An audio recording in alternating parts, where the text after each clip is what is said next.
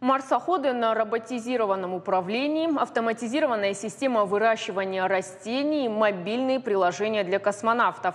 Школьники представили свои проекты на фестивале «Космодис». Мероприятие впервые прошло в нашей республике. Северо-Осетинский госуниверситет стал инициатором проведения конкурса.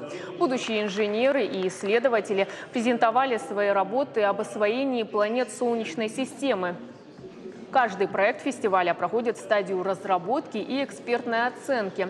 Такой подход превращает его в полноценный стартап и может получить инвестиции партнеров конкурса. Кроме того, победители фестиваля могут претендовать на дополнительные баллы при поступлении в вуз. Мы видели, что проекты интересные, дети с удовольствием работали, видно, как они готовились, излагали свои мысли.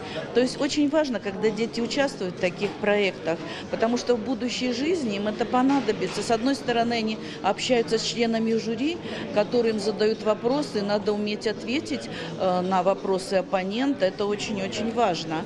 И когда они уже выйдут из школы, они будут более готовы к жизни взрослой, нежели те, которые просто сразу со школьной скамьи.